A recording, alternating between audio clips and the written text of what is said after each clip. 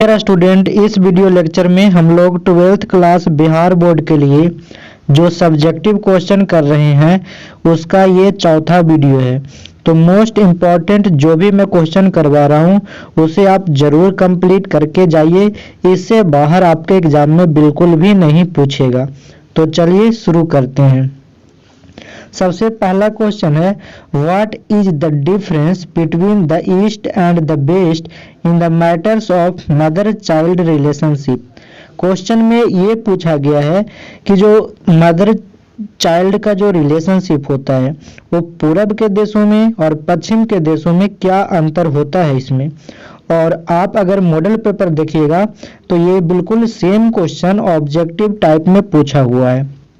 तो आपको मैं यही बताऊंगा कि जो भी क्वेश्चन करवा रहा हूँ ना उसके फैक्ट को याद रखिए, सिर्फ उसमें जो बातें बताई गई है ना उस बातों को याद रखिए, तो आप ऑब्जेक्टिव क्वेश्चन बिल्कुल आसान से कर पाएंगे। तो चलिए इसका आंसर देखते हैं। तो कहता है कि जो पूरब के देश है जहाँ पे बायोलॉजिकल फैमिली रहती है। बायोलॉजिकल फैमिली का मतलब ऐसा फैमिली जिनका रिलेशन ब्लड का हो, खून के रिश्ते हो, जैसे अपना माँ बाप अपना बेटा बेटी हो, तो इस तरीके के फैमिली को बोलते हैं बायोलॉजिकल फैमिली। गोद लिया हुआ ये सब नहीं होना चाहिए। तो यहाँ पे कहता है कि जो बायोलॉजिकल फैमिली होती है वो वीकेंड होती है, मतलब कमजोर होती है, उतना ज़्यादा नहीं मजबूत होती है। और जो मदर चाइल्ड का जो रिलेशन होता है वो उसको ज़्यादा महत्वपूर्ण माना जाता है एक हस्बैंड और वाइफ के रिलेशन से। कहाँ पे? तो पूरब के देशों में।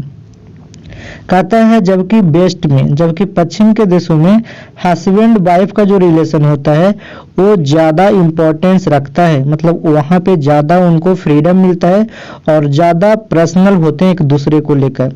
इंडिविजुअलिटी का मतलब कि अपने आप में पर्सनल होते हैं। और जो बायोलॉजिकल फैमिली वहाँ पे होती है वो उतना ज़्यादा वीकेंड नहीं होती। ठीक है। कहता है what is the truism of anthropology that the writer talks about. कहता है कि कौन सा ऐसा ट्रायजम है जो कि राइटर बात करता है। तो यहाँ पे आंसर देखिएगा, कहता है it is a truism of anthropology that women do not become member of their new family until they have born a child। तो ये काफी इंपॉर्टेंट लाइन है, याद रखिएगा। कहता है कि एक औरत जब तक नए परिवार का सदस्य तब तक नहीं हो जाती जब तक वो एक नए बच्चे का जन्म न दे देती है। ठीक है। सिंपली कहने का मतलब ये है कि जब लड़की की शादी होती है तो वो नए परिवार का सदस्य तब तक नहीं होती जब तक उनको एक बच्चा नहीं होता है। ठीक है। आगे बढ़ने से पहले मैं बता दूं 12th क्लास बिहार बोर्ड के लिए बिल्कुल श्योर शॉर्टकट मैंने गेस पेपर बनाया है जो आपके पूरे सिलेबस को कवर करते हुए, यहाँ पे आप इस गेस पेपर को अगर लेना चाहते हैं तो वीडियो के डिस्क्रिप्शन बॉक्स में या फिर नीचे कमेंट बॉक्स में उनका लिंक है, वहाँ से क्लिक करके आप इसे ले सकते हैं, या फिर आप इस व्हाट्सएप नंबर पे व्हाट्सएप करके इसके बारे में डिटेल जानकारी भी आप ले सकते हैं। तो चलिए शुरू करते हैं, आगे देखते हैं।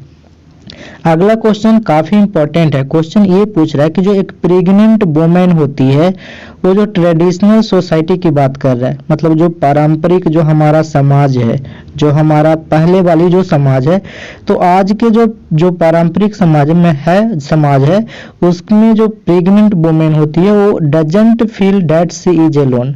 मतलब यहाँ पे बेसिकली ये पूछा जा रहा है कि जो पारंपरिक समाज है, जो पुराने समाज है जहाँ पे पुराने तौर तरीके से लोग रहते हैं, वहाँ की जो प्रेग्नेंट महिलाएं हैं वो अपने आप को अकेला नहीं महसूस करती है। इसका कारण क्या है, क्यों, बताइए। तो कहता है इन ए ट्रेडिशनल सोसाइटी, मतलब पारंपरिक समाज में जो प्रेग्नेंट वुमेन होती है वो टेकन केयर ऑफ, मतलब उनकी देखभाल की जाती है न केवल उनके पति के द्वारा बल्कि उस फैमिली के सारे मेंबर के द्वारा। तो यहाँ पे बताया ये जा रहा है कि जो प्रेग्नेंट वुमेन होती है उनका देखभाल सिर्फ पति ही नहीं करते बल्कि सारे फैमिली के लोग उनका देखभाल करते हैं, और यहाँ तक ही नहीं सारे कम्युनिटी के लोग, समुदाय के लोग उनका देखभाल करते हैं। Generally a pregnant lady is sent to her mother's house. कहता है सामान्य रूप से तो बहुतों बार ऐसा होता है कि जब एक लेडी प्रेग्नेंट होती है तो उसको अपनी माँ के घर भेज दिया जाता है, जहाँ पे वो ट्राई करती है, जहाँ कहता है वेयर एवरीबडी ट्राइज, जहाँ हर लोग ये कोशिश करते हैं कि उस महिला को खुश रखा जाए और किसी भी तरह की प्रॉब्लम ना दिया जाए। नेक्स्ट क्वेश्चन है what is the reward of pregnancy. याद रखिएगा ऑब्जेक्टिव क्वेश्चन में भी पूछा जा सकता है for young selective women. Question ये पूछ रहा है कि जो यंग सिलेक्टिव वुमेन होती है उसको प्रेगनेंसी का रिवार्ड क्या मिलता है। तो ये क्वेश्चन देखिए दो बार पूछा हुआ है और इतना इम्पोर्टेंट है कि ये क्वेश्चन फिर से पूछा जा सकता है दूसरे तरीके से। इसी क्वेश्चन को पूछने के दूसरे तरीके भी हैं, समझ में आया? तो देखिए आंसर कहता है एक सिलेक्टिव जो वुमेन है उनको माँ के घर भेज दिया जाता है जहाँ पे वो अपने बच्चों को जन्म देती है, ठीक है, where well before she is delivered of her child. कहता है जो न्यू बॉर्न होता है, जो नया बच्चा होता है, उस बच्चे का देखभाल किया जाता है उनके पेरेंट्स के द्वारा। किनके पेरेंट्स? देखिए यहाँ पे लिखा है हर पेरेंट्स, इसका मतलब है माँ के पेरेंट्स, मतलब दादा दादी नाना नानी जो हुए उनके द्वारा उस बच्चे की देखभाल की जाती है। और साथ में आगे लिखा हुआ है कि सी एंड हर, मतलब माँ और माँ का बच्चा, हर चाइल्ड और गिवन न्यू ड्रेस, मतलब उन लोगों को नया ड्रेस दिया जाता है। और जैसे ही 7 दिन होता है जन्म के, उस 7वें दिन माँ को भी एक नया ड्रेस दिया जाता है और एक बच्चा को भी नया ड्रेस दिया जाता है। फिस्टिंग का मतलब है पार्टी करना, ऐश मौज मस्ती करना। तो fisting and singing go on till night, तो रात भर चलता है वो 7वां दिन, है ना। तो ये सारे सेलिब्रेशन होते हैं। नेक्स्ट क्वेश्चन है what is the impact of poverty in medical field. Sorry, देखिएगा कहता है कि जो मेडिकल फील्ड है ना वहाँ पे पॉवर्टी का क्या इम्पैक्ट पड़ा है, मतलब गरीबी का क्या प्रभाव है वो बताइए। तो कहता है कि जो मेडिकल फैसिलिटीज है वो छोटे झुग्गी झोपड़ियों तक, गांव के जो छोटे छोटे जो घर हैं वहाँ पे गरीबी के कारण आज भी मेडिकल फैसिलिटी नहीं पहुँच पाई है, नहीं पहुँच सकती है। Further the cultural hegemony of western technology is total. अब यहाँ पे बेसिकली यहाँ पे ये बताया जा रहा है कि जो चाइल्ड बर्थ होता है ना, बच्चे का जो जन्म देने का जो प्रोसेस होता है, उस प्रोसेस में आज के डेट में मेडिकल फैसिलिटीज बहुत बड़ा रोल निभाती है। लेकिन फिर भी आज भी कुछ ऐसे गांव, कस्बे, घर, झुग्गी झोपड़ियां हैं जहां पे मेडिकल फैसिलिटी नहीं मिल पाती है। वहां पे आज भी बच्चे का जन्म ट्रेडिशनल तरीके से ही किया जाता है, ठीक है। नेक्स्ट क्वेश्चन है, इसको आप ध्यान से देखिएगा, ये पूछा जा सकता है सब्जेक्टिव में भी और दूसरे तरीके से भी पूछा जा सकता है। तो जो इसमें फैक्ट बताया जा रहा है उसको ध्यान दें। कहता है the bees of managing child birth, तो बच्चे का जो जन्म देने का जो मैनेज करने का जो तरीका है वो कहाँ पे? तो कह रहा है ट्रेडिशनल सोसाइटी में जो तरीके हैं बच्चे के जन्म देने के, जो मैनेज करने के, वो बहुत तरह के हैं। मतलब पहले के जमाने में जो ये तरीके थे उसकी बात कर रहे हैं। और वेरिड हैं, usefulness strain directly from the fact that they are accepted culturally and collectively. तो यहाँ पे कह रहा है कि वो जो जितने भी तरीके हैं ना, जो बच्चे का चाइल्ड बर्थ में मैनेज करने का जो तरीका है, जो पहले की मतलब ट्रेडिशनली है, जो पहले से होता आया है, उसको हमारा जो समाज है ना वो पूरी तरह से उसको सांस्कारिक रूप से और बढ़िया रूप से उसको एक्सेप्ट भी करता है, ताकि जो माँ है उनको कोई ज्यादा साइकी बर्डन ना हो। आपको पता होगा, क्या पता होगा, जब सोसाइटी, जो पुराने जमाने की जो सोसाइटी है जहाँ पे आज भी गांव में बच्चे का जन्म पुराने तरीके से करवाया जाता है, तो वहाँ पे सब लोग होते हैं, परिवार के सभी सदस्य होते हैं, मम्मी पापा, है ना, हर लोग होते हैं। तो वहाँ पे जो औरत होती है जो बच्चे को डिलीवर कर रही होती है, वो ज़्यादा साइकी नहीं होती, मतलब वो ज़्यादा नहीं घबराती है, क्योंकि उनके साथ सब लोग होते हैं। और यही काम अगर हॉस्पिटल में होता है तो वहाँ पे बहुत कम लोग होते हैं और वहाँ पे ज़्यादा पैनिक होना होता है, मतलब ज़्यादा डर होती है वहाँ पे। तो कहता है देयर आर सेवरल वेज, कहता बहुत से तरीके हैं जिन तरीकों से बाय विच, जिसके द्वारा चाइल्ड बर्थ को मैनेज किया जाता है ट्रेडिशनल सोसाइटी में। अब यहाँ पे बार बार एक आ रहा है ट्रेडिशनल सोसाइटी, ये समझ पा रहे हैं आप? ट्रेडिशनल का मतलब जो हमारे दादी दादा के समय से चलता आ रहा है, पर दादा दादी पुराने जमाने से जो तरीका चलता आ रहा है चाइल्ड बर्थ का, उस तरीके की बात कर रहा है। कह रहा है their usefulness stem direct from the fact, कहता है इसकी जो बेकारी है, जो यूजफुलनेस है, यहाँ पे कह रहा है जो यूजफुलनेस है मतलब जो उसका यूज है वो आज भी डायरेक्ट वहां से उठ कर आता है कि वो सांस्कारिक रूप से और सामाजिक रूप से एक्सेप्टेड हैं, मतलब वो तरीके आज भी बहुत अच्छे तरीके से लोग उसको एक्सेप्ट करते हैं।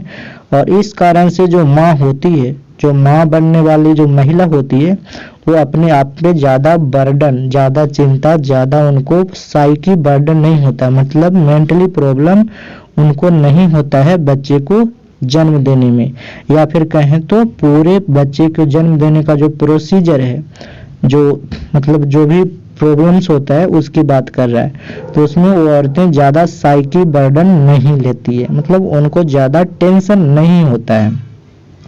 अगला क्वेश्चन है कि even though the potential catastrophe are alive in the memory of her community and the index of anxiety high, a ritual approach to pregnancy which warns the pregnant woman about with taboos and provision helps make anxiety manageable। यहाँ पे बात ये किया जा रहा है कि जब एक बच्चे का जन्म होता है तो उस बच्चे के जन्म के दौरान या जन्म के बाद जो रिचुअल्स होते हैं, जो संस्कार किए जाते हैं, जैसे नेमिंग सेरेमनी या फिर उसके पहले जो कुछ टैबूज होते हैं, मतलब जो हमारा पुराना रीति रिवाज है जो फॉलो किया जाता है प्रॉपर, उसकी बात किया जा रहा है। तो उसके बारे में आपको यहाँ पे बताना है। तो कहता है कि जो एक प्रेग्नेंट वुमेन होती है जो ट्रेडिशनल सोसाइटी में डजंट फील हरसेल्फ एलोन, वो कभी भी अपने आप को अकेला नहीं मानती है, क्योंकि वो एक ज्वाइंट फैमिली में रहती है। ज्वाइंट फैमिली समझ रहे हैं, जिसमें दादा दादी अंकल आंट सब लोग एक ही साथ रहते हैं। Doesn't have to bear the psychic burden of reinventing the procedure, और जो बच्चे देने का जो पूरा जो प्रोसेस है, उस प्रोसेस में उस महिला को साइकी बर्डन नहीं लेना पड़ता, मतलब मेंटली कोई प्रॉब्लम ज़्यादा नहीं होता है। वही आगे लिख रहा है कि even though the potential risk and catastrophe of the past remain active in her memory, the taboos and provision makes her anxiety manageable. अब कहता है कि इतना तो ठीक है, लेकिन कभी कभी पोटेंशियल रिस्क भी होता है, मतलब बच्चे का या बच्चे की माँ का जब ट्रेडिशनल सोसाइटी में अपने घर में मैनेज किया जाता है तो कुछ पोटेंशियल जो रिस्क होता है बच्चे की मृत्यु के लिए या फिर कोई भी जो रिस्क होता है, वो तब जाकर उनको शांति मिलता है, मतलब उनको रिलैक्स बनाता है जब वो टैबूज और प्रोविजन किया जाता है। ये समझ रहे हैं क्या होता है? जैसे लहसुन, गार्लिक या फिर कुछ जो टोने टोटके होते हैं, समझ रहे हैं ना, जंतर मंतर होता है, वो माँ को बच्चे को दिया जाता है, पहनाया जाता है, तो वही सारी चिंता को मैनेजेबल करता है। समझ में आया? चलिए नेक्स्ट क्वेश्चन है, इन मेनी ट्रेडिशनल सोसाइटीज, कहते हैं बहुत से ऐसे जो ट्रेडिशनल सोसाइटी है जहाँ जो रिलेशनशिप है मदर और चाइल्ड का वो ज़्यादा इम्पोर्टेंट है हस्बैंड एंड वाइफ के रिलेशनशिप से। तो अब इसको कैसे एक्सप्लेन करेंगे? लिखेंगे these lines have been taken from the prose a child is born which has been written by Germaine Greer. यहाँ तक ये बातें लिखनी है। उसके बाद लिखनी है the writer says that child birth in traditional society is managed in different and women ways. यहाँ पे इस बात को समझिएगा, यहाँ पे राइटर कहता है ना कि जो चाइल्ड बर्थ होती है पुराने समाज में जो दादा दादी से चलता आ रहा तरीका, और वो चाइल्ड बर्थ को जो मैनेज करने के जो तरीके हैं वो बहुत अलग हैं और ये ज़्यादातर औरतों के द्वारा मैनेज्ड किए जाते हैं। जो पुरानी दाई माँ होती है उनकी बात करें, वुमेन बेज मतलब औरतें के तरीके से किया जाता है। वेरियस रिचुअल्स होते हैं, रिचुअल्स समझ रहे हैं, वही टोने टोटके, लहसुन लगाना, हल्दी लगाना, हल्दी पहनाना, मतलब जो भी प्रोसेस होता है, जो प्रोविजन होता है, मतलब जो ऑब्जर्व्ड किया जाता है प्रेग्नेंट वुमेन के द्वारा, मतलब बताया जाता है कि आप ऐसे करें तो बच्चा जो डिलीवर करने में आसानी होगा, उसकी बात कर रहा है। कहता है in according to the society practice, जो समाज में जो प्रैक्टिस चल रहा होता है, जो रीति रिवाज चल रहा होता है, जो ट्रेडिशन चल रहा होता है, वो वहाँ पे ऑब्जर्व किए जाते हैं, मतलब संपादित किए जाते हैं उन प्रेग्नेंट वुमेन के द्वारा। ठीक है। कहता जो रिलेशन होता है मदर और चाइल्ड का, वो ज़्यादा इम्पोर्टेंट होता है एक हस्बैंड और वाइफ के रिलेशन से। ठीक है। नेक्स्ट क्वेश्चन है why are politician afraid of the press. तो यहाँ पे क्वेश्चन कहता है कि जो पॉलिटिशियन जो होते हैं, जो नेता लोग होते हैं, वो प्रेस से क्यों भयभीत होते हैं। तो आपको तो पता है वो प्रेस के सामने जाएंगे तो पोल खुल जाएगा, प्रेस वाला क्या ना क्या पूछ देगा, है ना, कुछ गलत होगा तो तुरंत छाप देगा। तो कहता politician are afraid of the press because it can damage their reputation और पॉलिटिकल कैरियर। तो जो पॉलिटिशियन होते हैं वो प्रेस से इसीलिए दूर होते हैं क्योंकि उनको खतरा होता है कि हमारा रेपुटेशन या फिर हमारे जो पॉलिटिकल करियर है वो डैमेज ना हो जाए।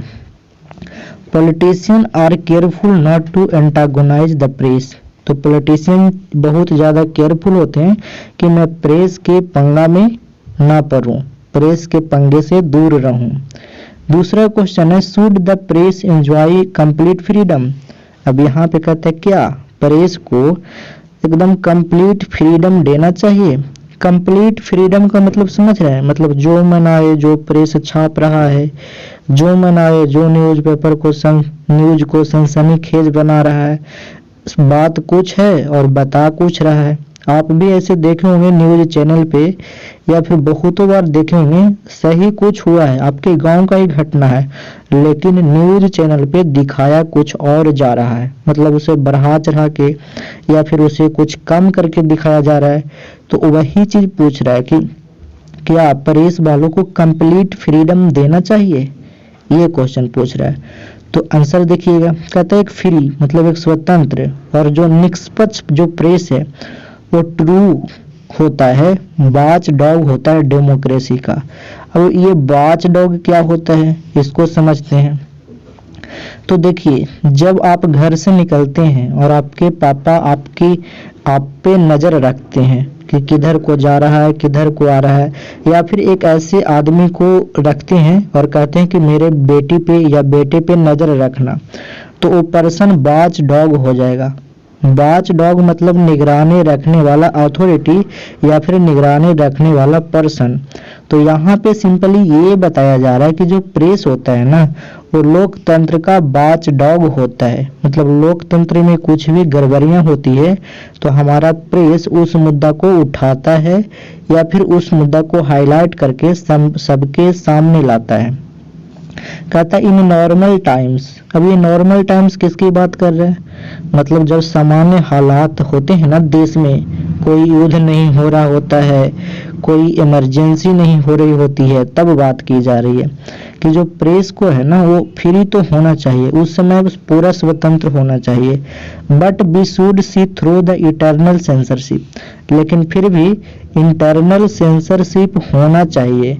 इंटरनल सेंसरशिप का मतलब कि कोई भी न्यूज को आप जब छाप रहे हैं, कोई भी न्यूज को जब आप दिखा रहे हैं तो उसके अंदर एक सेंसरशिप होना चाहिए, एक छानना होना चाहिए कि मतलब ये न्यूज कितना हद तक सही है।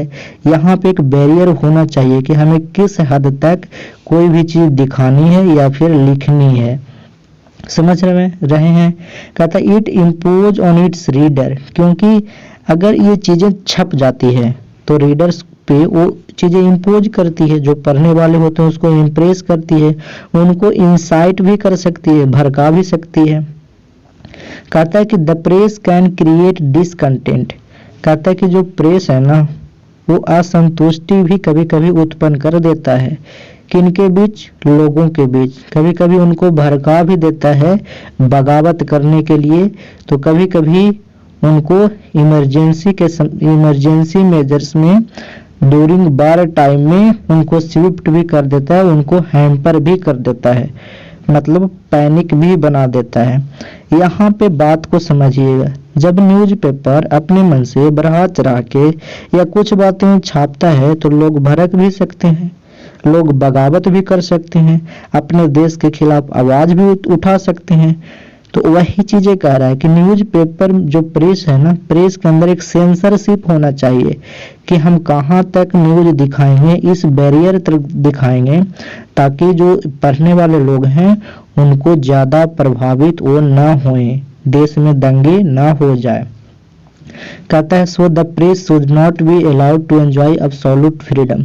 तो कहता है तो इस कारण से प्रेस को अलाउ नहीं करनी चाहिए पूर्ण स्वतंत्रता, वो किसी लिमिट टाइम में परिस्थिति के अनुसार से उसे स्वतंत्र भी रखना चाहिए और उस पर कुछ पाबंदियां भी लगानी चाहिए। नेक्स्ट क्वेश्चन है generally when is censorship imposed on the press. अब यहाँ पे क्वेश्चन पूछ रहा है कि कब, कौन सी ऐसा समय होता है जब प्रेस पर सेंसरशिप लगाया जा सकता है या फिर लगाया जाता है। तो कह रहा है कि censorship on newspaper is generally imposed during war time और इमरजेंसी। तो देखिए ध्यान से सुनिए, कहता है कि सेंसरशिप तभी लगाया जाता है जब देश में वार टाइम होता है, मतलब युद्ध चल रहा होता है दूसरे कंट्री से, या फिर इमरजेंसी होती है, देश बहुत खराब हालात से गुजर रहा होता है, उस समय सेंसरशिप लगाया जाता है क्योंकि लोग बहुत